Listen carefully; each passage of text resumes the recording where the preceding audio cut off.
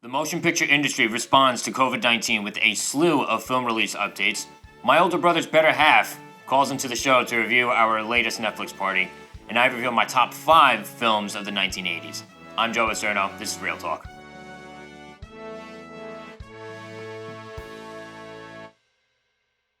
Alright, so to start things off, I think it's kind of interesting how last week and the week before I was having a hard time trying to come up with things to talk about in terms of film current events because, of course, not much is going on right now with movie theaters being closed, movie theaters and productions being shut down, in big parts of the country. But there have been some significant updates in terms of a lot of the movies that were delayed indefinitely. A lot of them have gotten concrete release dates. Starting with Sony, a lot of their 2020 schedule got pushed back to next year, most namely, of course, Ghostbusters Afterlife. That got pushed back from an original release date of July 10th of this year to March 5th of next year. And then, of course, you have Morbius, that Spider-Man villain origin story that I really wasn't looking forward to, if I'm being honest. That got pushed from July 31st of this year all the way to March 19th of next year. And then, of course, keeping its original release date is, of course, Venom 2. Now, when I heard that Sony was pushing back most of its release dates all the way to next year, except for Venom 2, I thought, oh my God, thank you so much.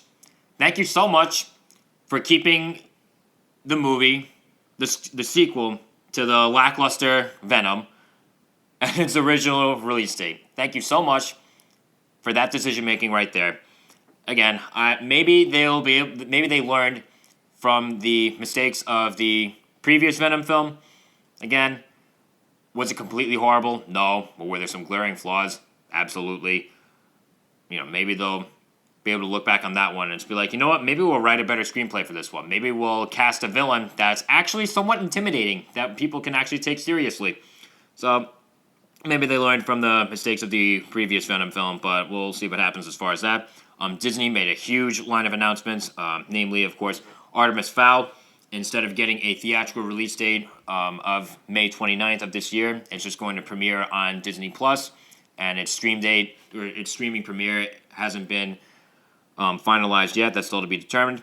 Mulan, the live-action remake based on the classic Disney animated film, was originally supposed to come out on March 27th, a couple weeks ago, but that got delayed, of course, because of COVID-19, and now it's set to come out on July 24th of this year, so that's looking good. Jungle Cruise was originally supposed to come out on July 24th of this year, but that got pushed all the way back to July 30th of next year, and it makes sense that Mulan was originally supposed to come out before Jungle Cruise, so it makes sense that it's still supposed to come out before Jungle Cruise, and if that had place either Mulan or Jungle Cruise to come out this year, I'd rather Mulan. I'm looking more forward to Mulan than Jungle Cruise, by far. One of the things that I do find kind of interesting that's still constant is the next Disney Pixar film, Soul. That was originally supposed to be released on June 19th of this year, and is still set to be released on June 19th of this year. So I really hope that they don't make any changes with that one. And then, of course, you have the Marvel Cinematic Universe, which is under the Disney umbrella. They made a huge line of film release announcements as well. You have Black Widow, which was delayed indefinitely, now is set to come out on November 6th of this year. And again, a lot of these changes, again, COVID-19 pushed back a lot of Marvel Cinematic Universe film releases, because of course you have Black Widow coming out on November 6th, and you have Eternals coming out on February 12th of next year, Shang-Chi coming out on May 7th of next year, no idea what those last two were about. Doctor Strange 2, which is coming out on November 5th of next year, that pushes it back just a bit more, and I think that might end up being a good thing because it gives Sam Raimi just a bit more time to, again, kind of make the movie in his own vision, because, of course, he came on board after Scott Derrickson left the project, and again, I had confidence in Sam Raimi from the beginning to do this, but again, having just a little bit more time can't hurt the production at all. And then, of course, you have Thor, Love and Thunder, next Thor installment, which, of course, is being helmed by Taika Waititi. That's getting pushed back to February 18th of 2022. So we got to wait much longer time to see that one than I'm sure we originally thought. Then, of course, still under the Disney umbrella, you have all the Fox properties. 20th Century Studios, Fox Searchlight. And you have Bob's Burgers Not gonna lie, I didn't even know Bob's Burgers was getting a movie, let alone it originally supposed to come out this year. It was originally slated to come out on July 17th of this year. Now that's getting pushed back to April 9th of next year. And then, of course, you have The French Dispatch, the next Wes Anderson film, getting pushed from July 24th of this year to October 16th of this year, which I think, in retrospect, is a good move for them. Because if I was Wes Anderson and I saw that Mulan, the Disney live-action remake, getting pushed to the same weekend that my quirky indie film was supposed to come out, I'd want to move it to closer to award season as well. Because when I look at a Wes Anderson film, summer blockbuster isn't the first thing that comes to mind. So I think that may end up working better for them.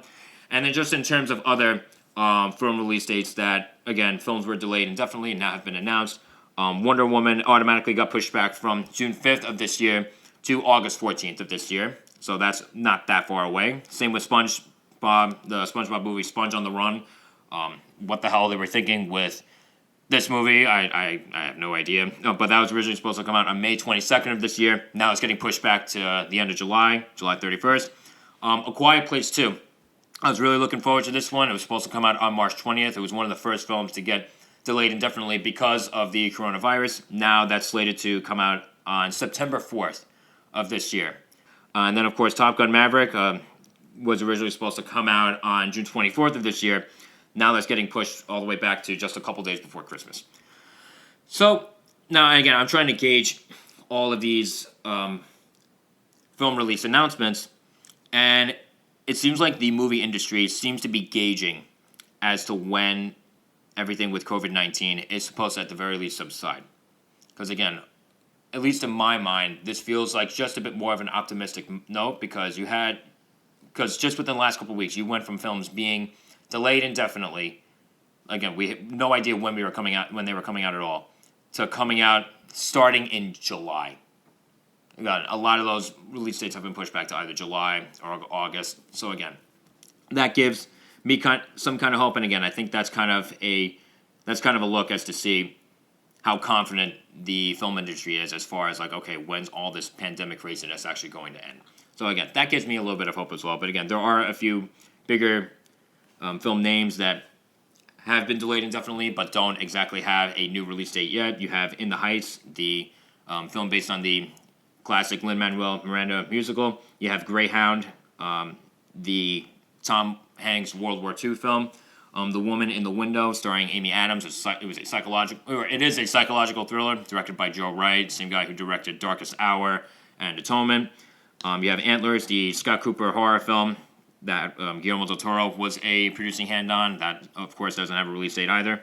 And then, of course, you have Scoob, the Scooby-Doo, I guess, origin story that, not going to lie, to my knowledge, no one asked for. That doesn't have another release date yet. It was originally supposed to come out in May, if I'm not mistaken. So, again, I guess we just got to keep our eyes peeled for those as well. And then, of course, one of my biggest worries, again, like I said, Soul is still set to come out in June of this year.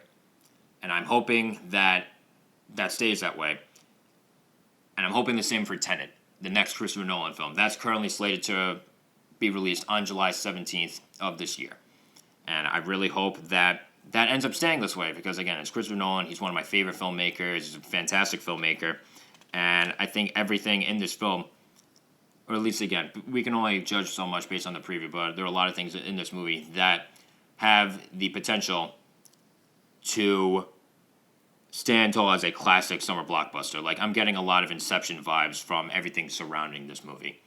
So, again, I hope this stays this way. And, you know, I remember talking with a couple friends of mine, and one of them joked and said, like, you know, oh, he's probably just going to put it on, like, you know, like a streaming service or something like that. I'm like, okay, you know what? Christopher Nolan would never do anything like that. He's one of these guys that's still very much advocating for, like, you know, filming on film and stuff like that. I'd be very surprised if he ever puts any of his movies directly to a streaming service.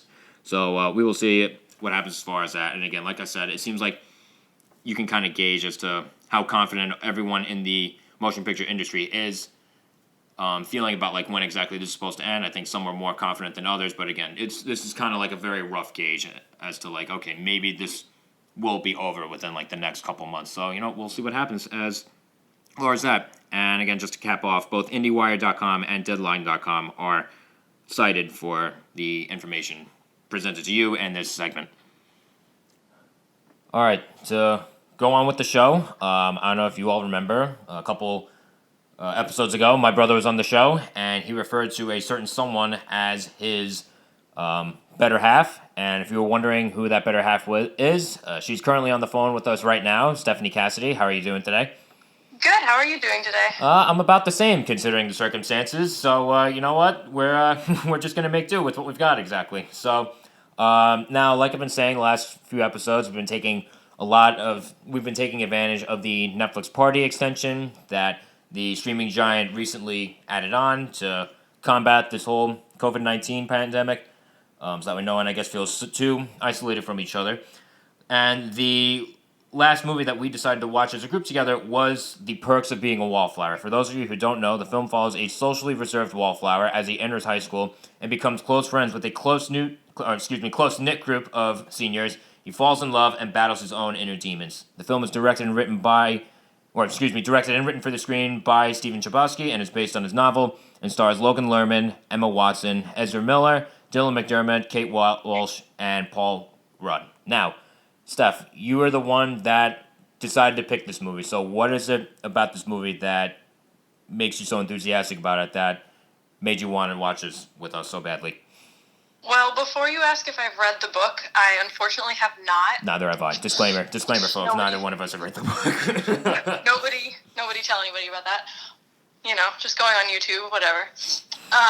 So this movie has something for everybody. I think everyone can relate to the struggles that Charlie goes through, the feelings that Sam and Patrick feel as they go through their final year of high school.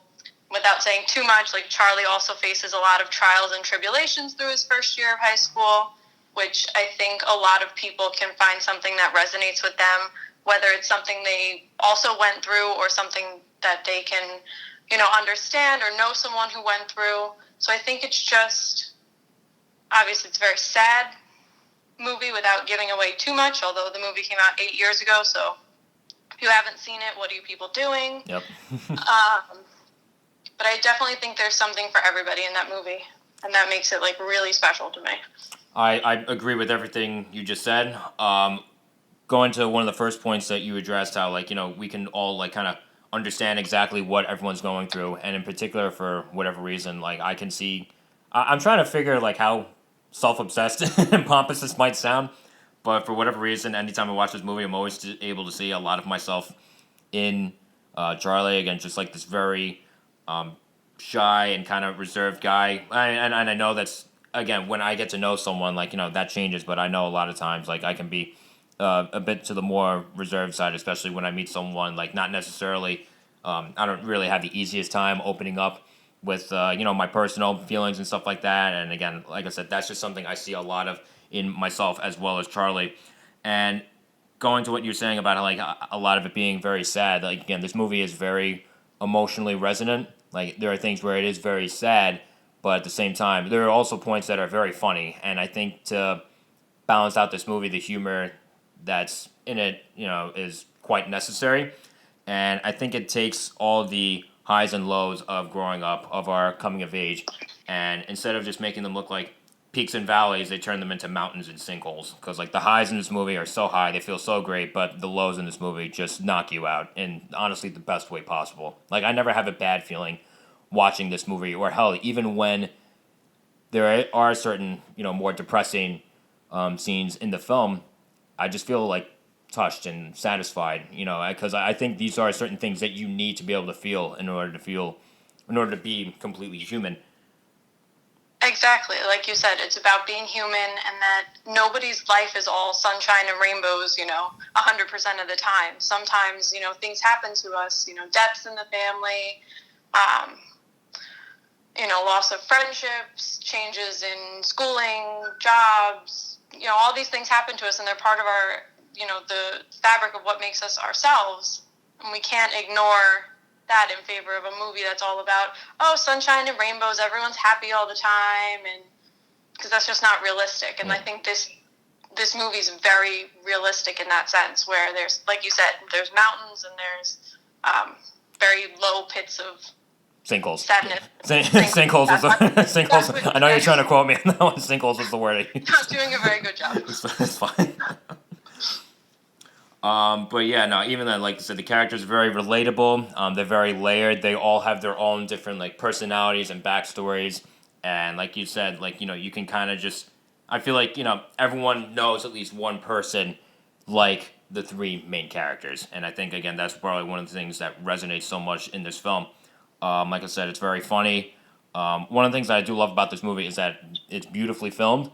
I love the cinematography of this movie. I feel like a lot of like coming of age stories tend to just like ignore all like the artistic craftsmanship that goes into a movie just in favor of just like the story. And again, I'm not saying that like the story is important. The story is probably the most important thing, but at the same time, I like it when a movie such as this one tends to take a little bit more time to address the aesthetic of the film, to kind of match it with the emotion that this film displays. And again, it was just like another layer on the cake of this movie. Right, and I mean, I'm no film buff compared to, your degree in TV and film, but to me, it's not just about, like you said, it's not just about the story, it's all these little pieces coming together. Like when you're building a puzzle almost, you're putting all these pieces together to create a full depiction of something, and I think that's very important to telling any kind of story. And again, just another big piece of the film, the movie has a terrific soundtrack from, what's the song that they dance to at the homecoming? Oh my god. Come On Eileen, thank you. I'm like, that's such a that feels like an old like classic song, and for whatever reason I just couldn't remember the title. But I have this movie to thank for introducing me to Come On Eileen, and more importantly, I have this movie to thank for introducing me to Heroes by David Bowie, the greatest song of all time. I dare anyone out there to try and change my mind. Anyone who's had any kind of conversation with me about music knows just how much I love this song, and this film uses the song in the most perfect way, and. Yeah, no, like I said, I just can't get enough of this movie, or of this movie's soundtrack. Somehow I knew we were not going to not address the song. I will admit that I don't like the song as much as you do, but I do think it has a very imperative nature within the context of this movie. I do think that had they chosen a different song, because I think in the book that song is supposed to be a different song, but don't quote me on that, because again, haven't read the book. But I think for the movie, the way they did it with that song and that whole piece of the movie that was going on during the playing of that song was perfect. I wouldn't have changed anything about that scene. And I know that you love that song so much, so I don't want to knock it too much. And again, like I know you're saying, like I don't love the song as much as you do. To be fair, I don't think anyone loves that song as much as I do. I don't think David Bowie even liked that song as much as I did. I feel like if he was still alive and he like found out about like how much I like the song, he'd be like, dude, just like calm the fuck down. It's just it's not. I mean, it's good. It's good. It's not that good, man. Like you don't have to be so as obsessed with the song as you are. But again, one of the last things I just want to touch on is again like this movie wouldn't be nearly as strong as it is if it wasn't for the three performances from Logan Lerman, Emma Watson, and Ezra Miller. They all disappear into their roles. They give everything they've got. And I think, especially for Logan Lerman, in my mind, this is such a huge upgrade from the Percy Jackson movie. Again, I was not crazy about that movie in any way, shape, or form. It was just they got to redo those. They got to make those. Make it happen, Joe. Make it happen. That's no joke. That's one of my plans. I will mark my words. I will make that happen. Because, like I said, those books are incredible, and they did not get the film adaptations that they deserve. But again, Logan Lerman shows what he can do as an actor in this movie. So props to him. Emma Watson, of course, the year before the year before this film came out, the last Harry Potter movie came out. So of course, there's a question of like, okay, what's someone who's in this franchise for so long can be able to do with her life after being in a franchise for so long? Is she going to get typecasted? And she's honestly not. She's not typecasted in this movie at all. And again, she very much disappears into this role as well as Sam. I think one of the things that always surprises me when I watch this movie, without fail, is that Emma Watson speaks with an American accent, like she's been speaking it her whole life. And every time I'm like, wait, but she's British. Like, what? And I know that she has that accent in this movie, and I'm like so surprised every single time. Yep. But I think honestly the best performance out of anyone in this movie, and again, the best performance in an ensemble of great performances has to be from Ezra Miller as Patrick, Sam's stepbrother. He is technically older than her by 3 weeks. Only 3 weeks? Only 3 weeks. Only 3 weeks. There's one line where Sam says to him, "Oh, wise brother of mine that's only 3 weeks older." I butchered that completely, but something to that effect. Okay, but even though, like, I look at him, and again, I'm not going to say that his character had the most, but at the same time, like, I saw the widest range of emotion from Ezra Miller in his performance as his character. Again, there were points where he was very funny, but at the same time, there were other points where he was very serious and dramatic, and also, like, very tragic, too. Because, again, like, his backstory isn't exactly the greatest either. Right. So, I think some of the best one-liners come from Patrick, though. Absolutely. Absolutely. No doubt in my mind about that. Definitely. All right, so all in all, like, I think this movie is destined to be, like, one of the great coming-of-age films, along with, The Breakfast Club and, Stand By Me. So I love this movie so much, and this is one of those movies that anytime I watch it, it hasn't aged for me too much. And so in the tradition that I tend to grade things, I'm going to give this one a 95. I think this movie a 95. A 95. Again, this is a spectacular movie. I love this movie so much. I'm going to have to give it a 100. I don't think there's anything that I would change about this movie. I could watch it every single day and not get tired of it. I think it's perfect. It's a beautiful cinematic masterpiece. All right. Well, there you have it. Steph, thank you so much for coming on the show with us today. Thank you for having me. I say us as if, there's anyone other than us on the line right now. But again, thank you for coming on. And I hope you enjoyed the segment. Thank you. Hope you enjoyed too. All right, I did. Thank you very much. I'll talk to you. Sure, have fun. All right, we'll do. Bye-bye. Bye. All right, and to cap off the show today, I'm going to reveal my top 5 films of the 1980s. Again, last episode, I skipped the 80s and went to the 70s because I figured, I didn't feel like there was enough movies that I've seen from the 80s to really come up with a decent, substantial list and really have, some kind of, in-depth selection process. So I skipped the 80s and went to the 70s. Now I went back up to the 80s, and I've been doing some thinking as far as, this segment. And I noticed that not only when I do a top 10 list, not only does it feel like it drags on for a long-ass time, but I'm going to be honest, I'm fucking exhausted after doing a top 10. So I figured, let me trim it down to top 5. Let me see how much better that feels. So before I get into it, I was going to reveal, of course, my honorable mentions. And they are Who Framed Roger Rabbit, Star Wars Episode 5, The Empire Strikes Back, Back to the Future, Aliens, The Breakfast Club, E.T. the Extraterrestrial, Platoon, Do the Right Thing, The Terminator, and Blade Runner. Alright, number 5 from 1989 is Dead Poets Society. An English teacher inspires his all-male private school students to look within themselves and the world around them to make the most out of life, directed by Peter Weir. Now, of course, there are two opposing forces when it comes to this movie. There's this sense of traditionalism, but at the same time, there's this sense of idealism as well. And I think with the fact that these boys are in this very uptight, stuffy private school, again, there's kind of and there's a rambunctious spirit in all of them that's longing to just break through from all the norms and guidelines that this, again, preppy school shoves down their throats every single day.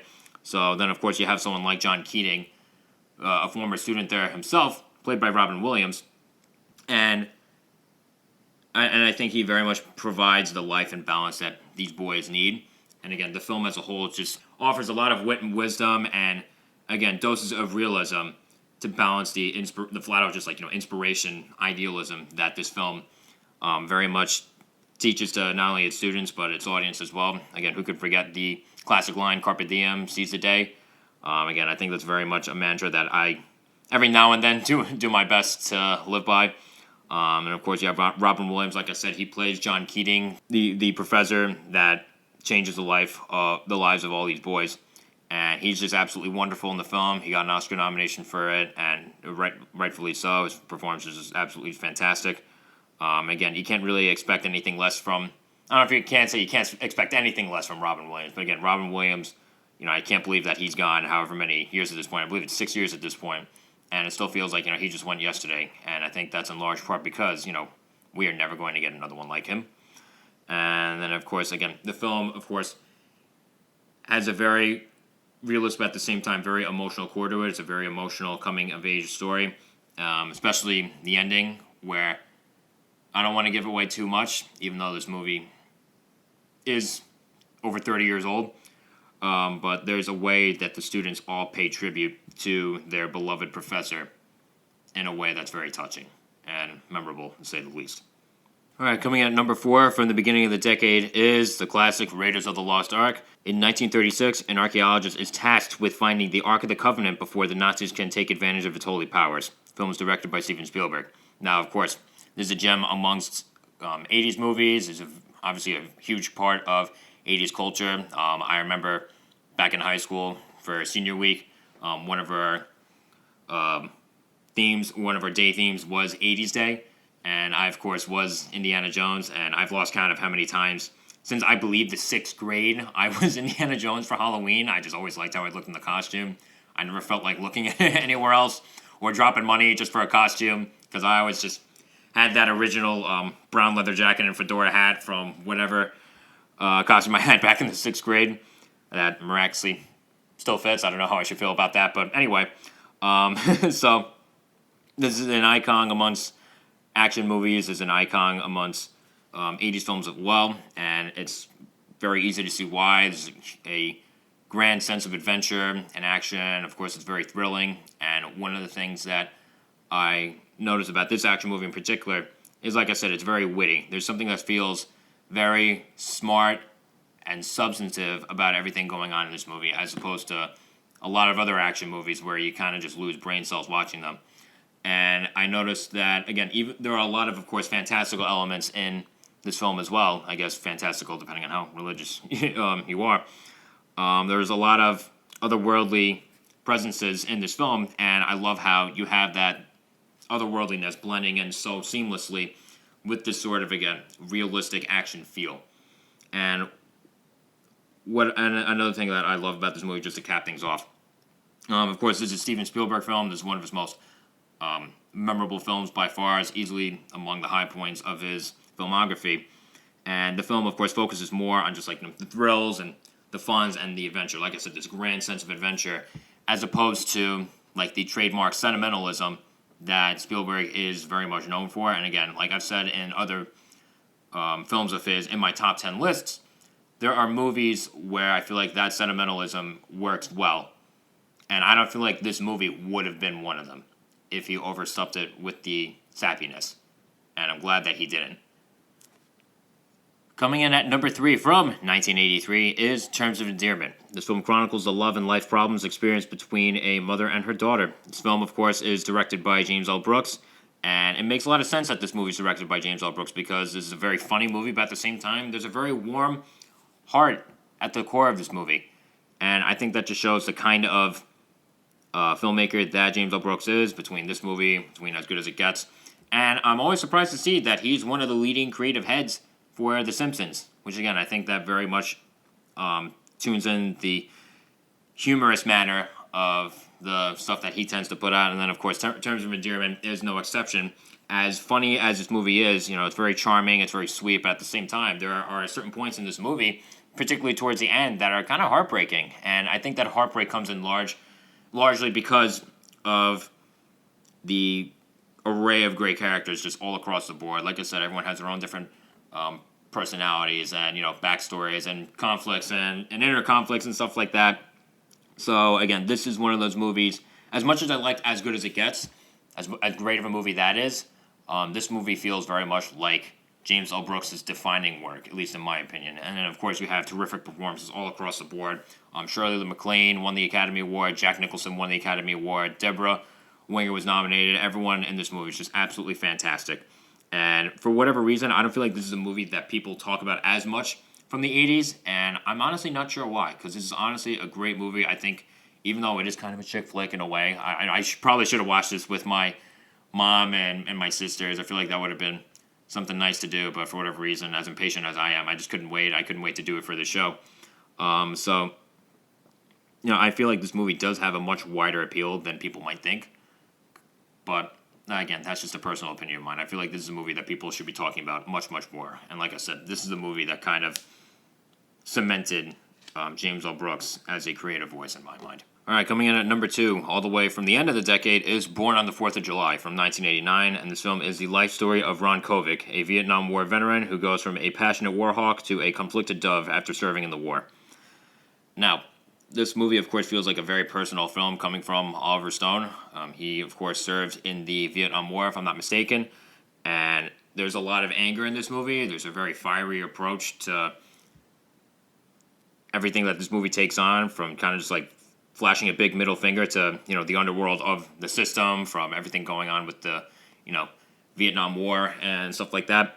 But I think the thing that stands out the most about this movie is the captivating inner turmoil that Ron Kovic battles throughout his entire life, as far as everything with his beliefs, everything, coming to terms with everything that happened to him in the war, and everything that happened to him because of the war. So again, you put this all together with this just turns out to be just like, an epic life story. Like, of course, like I look at this life and I'm like, okay, of course, there's a movie in there somewhere. Just wish that I was born just a couple decades earlier, so someone wouldn't beat me to it. And again, this movie wouldn't be nearly as strong as it is if it wasn't for Tom Cruise. He plays Ron Kovic. He's definitely the anchor of this film. His performance is mesmerizing, and I think this is by far the best that I've ever seen him in. I haven't seen Magnolia, but I don't see any film topping this particular performance of his. And even then, this film is, again, very impressive on the technical front, especially the cinematography from, again, just like the imagery that they're able to capture, some of the angles that they're able to pull off. And then, of course, all this is just like, going back to what I was saying before about how this is all like a big middle finger against the system, quote unquote. It's a very gritty plunge into the underworld of it all. There's I don't feel like it spares any particular detail, and nor do I think it should have. All right, and to cap it all off, my number 1 film of the 1980s comes all the way from 1980, and that film is Raging Bull.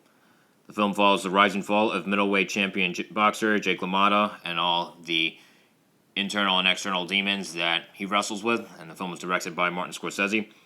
Now, like I said, this is a Scorsese film. I'm not sure if this is his number 1 film, but this is definitely his boldest film. There's a lot of heavy subject matter here. It's and again, heavy subject matter, and he goes about telling it in a very unfiltered way about telling all this. Pulls no punches, completely intentional. And again, it's throughout the entire duration of this film, it's very shocking, it's very intense, and at the same time, it is very intimate. There were several moments throughout this movie where I'd be watching, and I'm like, oh wow, like this doesn't bother me, but I'm very happy I'm not watching it with someone else right about now. So, again, this movie is definitely not for the faint of heart at all. Again, it's a very fly-on-the-wall look at an unsympathetic hero. On a technical front, the editing for this film, especially the boxing sequences, are absolutely insane. And again, this film is filmed in black and white. I can't imagine the impact that it would have had if it was left in color. And again, that's not knocking black and white films at all. But again, this film, of course, has some very gruesome boxing scenes, some blood splattering and stuff like that. I can't imagine what the impact would have been if they were allowed to keep the color of the blood in the film. And even just from a performance standpoint, too, the 3 leads, of course, are Robert De Niro, Joe Pesci, and Kathy Moriarty, and all of them are absolutely incredible. And Robert De Niro, I'm going to say, for his credit in this particular film, is just absolutely transcendent. I'm stunned by his performance every time I watch it. There's a scene where Jake LaMotta breaks down in a jail cell after being arrested, and it's just absolutely phenomenal. It never ceases to amaze me every single time I watch that particular scene, or even just this movie as a whole. This movie is definitely one of Martin Scorsese's masterpieces, and I'm not that surprised that it didn't do so well at the box office, because again, this movie definitely wouldn't be for everybody, but this is if you're into movies and movie making, this is one of the ones that you need to watch. So, on that note, I hope that you enjoyed the show today, and just continue to like, follow, subscribe, share, and I am now. Of course, I've been on YouTube and Spotify, but the show recently just got added to both SoundCloud and Apple Podcasts. So don't forget to check it out there as well, and tell everyone you know and like about it. And even the people you don't like, don't be afraid to give them a shout out as well. So on that note, I'm Joe Acierno. This has been Real Talk.